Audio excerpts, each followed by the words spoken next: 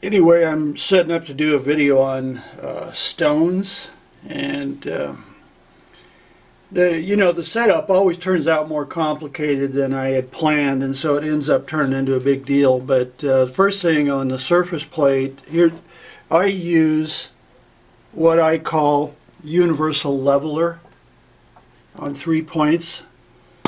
Okay, and also the surface plate when it's over behind me, this small one that I have at home, it's sitting on 3 points. But I use a crystal ball method to get it level. I just simply use a crystal ball. Um, I don't see any other better way. You know.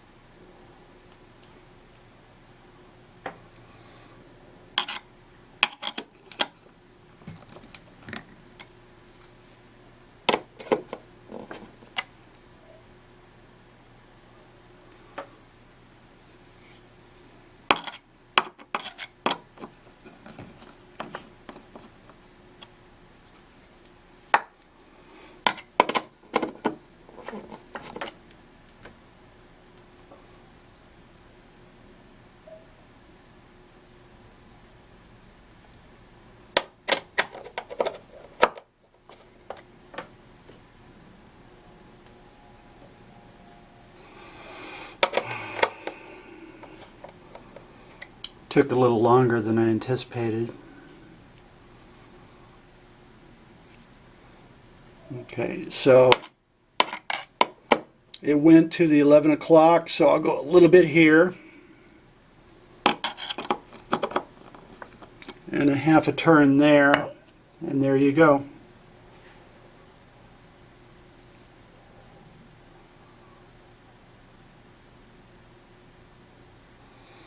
So it goes to 7 o'clock, so I'll go half turn there, quarter turn there.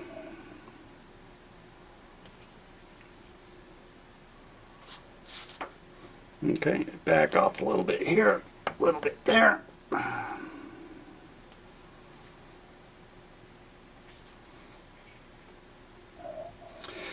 This is so accurate that it actually shows up the discrepancies in the surface plate itself.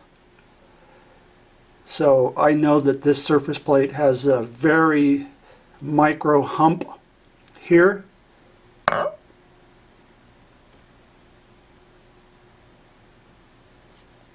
Okay, I'll go a little bit.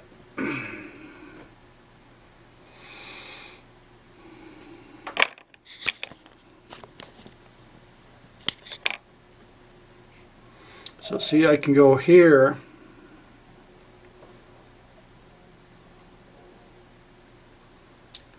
It goes back over. So I go here. It stays. I can go here. it stays. I can go here.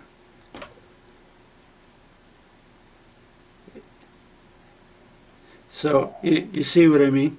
It's so level that actually you get to the point where you're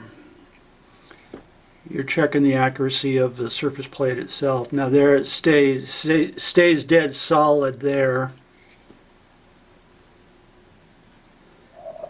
So you can spot it. I've done this for like 45 minutes, and you can in fact spot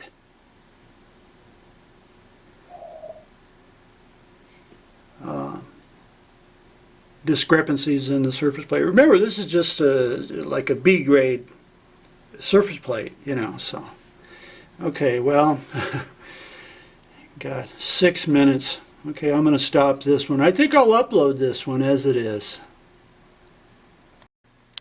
Okay, on this one, I'm probably going to have to paste together 2 videos because I'm holding the camera by hand now. So what I want to explain is what this is.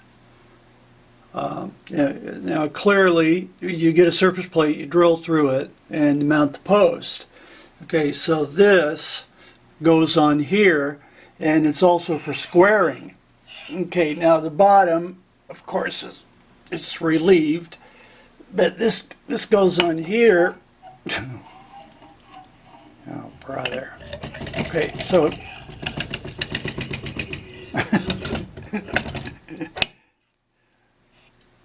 that goes on there. Okay, and now this, let's see if I can do this one-handed. This goes on here. This goes on here. Okay, now okay, now see this post comes out. You just, let's see if I can do it. Now I tighten it down, but anyway, obviously you take this post out. And so now this is your squaring. So now you come down like this. Okay, and let's see, I'm going to have to do 2 videos. But see this here, that there is a big radius I programmed in on the CNC. Okay, now obviously you can figure out that you go like this, and there's your squaring device. Okay? I mean, you have to know what I'm talking about, squaring device. But anyway, see, that is a big radius. You may not see it, but it is. That's a huge radius. I think I programmed in a 20-inch radius. Okay, now right now, this post being in the way, that is a problem. But if I stop, take it off, now I have to open up Windows Share, Filmora, whatever it's called, and paste together 2 videos. I'm not going to do it. I'm just assuming you know what I mean, that this is your squaring device. Let's see. Anyway, this thing here, I made this way back in school, you know, decades ago. Okay, that's it for this one.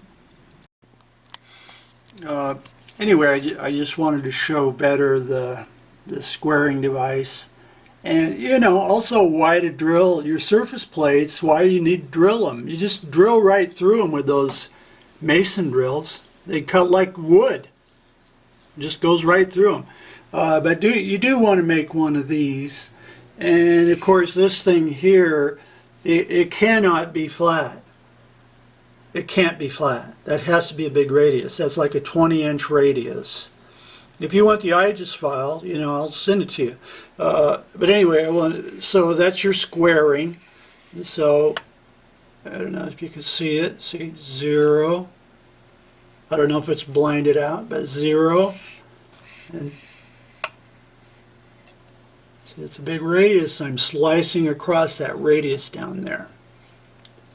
0, yeah, it's right on. God, I wonder how that got so square.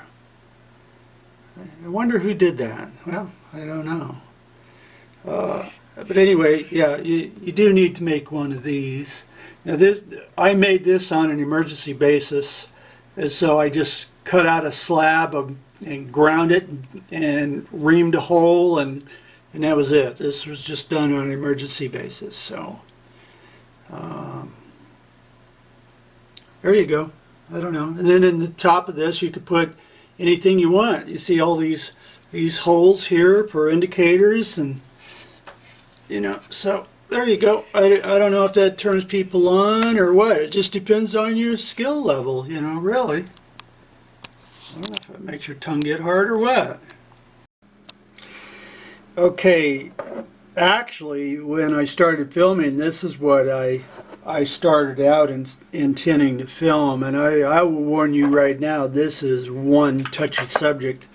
When it comes to flat stones, it's a touchy subject, and I'll tell you why. Because the science behind it is not well understood, and so you have all kinds of people thinking all kinds of different things. Okay, so I'm going to tell you my opinion is got nothing to do with belittling the flatstone people. At any rate, there's let me show you some of these. Okay, now I'm a crosshatch person. For my reference stones, these are flat. They are flat as pancakes, I assure you. And that includes the sides are square and flat. The sides have to be square and flat because if you're stoning, they're pushed up against side rails like on a surface grinder. And the sides of these stones are so horrifying you wouldn't believe it if you knew it. I mean, it takes 20 thousandths for the sides to clean up. So in a shop, if you have people using stones, they're going to go up against the side of the side rail like on a surface grinder. And with this, it's perfect. You go right up against there. But otherwise, they're going to get all chewed up if people don't know what they're doing. And so let me open by saying that you have your flat reference stones that you clean the others with, and they have a rough and a finish. Okay, a rough side and a finished side. So you've got your two stones. Also, let me throw in these stones. They are not solid blocks of diamond. You can buy these stones for $20. So you don't order these stones and make love to them. They're to be used. You need to use them, especially if you're at a place where you have to make a living. You cannot get these stones and think that you're going to make love to them or whatever. They're for use. And so therefore, here's my opinions. You have a couple of stones. This one is carbide. This carbide stone. Okay, so that's the flattest because this is the biggest. The smallest is the flattest, not the biggest. There's your first mistake in this stuff about flat stones. The smaller the stone gets, the flatter it is. Okay, so your stone that you use on your tooling is the smallest, not the biggest. These change according to humidity and what is in the daily news. You don't use a gigantic stone on a $250,000 Roku graphite cutter. You use your small stone. Not these big ones. These are big reference stones upon which these you go like this to clean them off, clean the metal off. That's why the cross hatches are in there. Okay? So the smaller the stone, the flatter it is. I mean, back at Keytronics, they'd give us, I think they were 8-inch long and 1-inch square stones. Well, we knew to break them in half because they become twice as flat just by doing that. Okay, and you can dust off stones on the surface grinder, which all of these are, including the ruby stone. This ruby stone, I've had this since Keytronics. However, let me tell you something that most of the stones now that come out, if they're name brand or pretty good stones, they're very flat. For instance, this is a knife sharpening stone, and I'm telling you that is flat as a pancake. Okay, so you can. Okay, now this one feels like it's probably hitting here and here, maybe. Okay, so I can go like this. I can start getting a feel for it, and there it is. You see, it's hitting on that corner, it's hitting on that corner. It's just like if you're surface grinding a big plate. So, I probably won't grind this one. I'll work that down with a diamond lap. Okay, so that brings us to this. Okay, now this is a 400 grit and 1000 grit diamond stone, and they are flat. I'm telling you that it's astonishing how flat they are. There's the best $15 you'll ever spend. And so to true up a stone, I'll tell you right now, like this one that is like this, you don't need no big procedure of hours and grinding and everything. You know, actually I would do the sides, but this stone I won't use for in a tooling shop. And so if you want to flatten your stones, you can go like this and work that and work that. I'm just giving examples. And then on a surface plate of your choice that you choose to sacrifice, you can go like this, and you get a feel. So see right there? You see where that's hitting? Okay. At any rate, now these stones are flat. These are what I use in a tooling shop.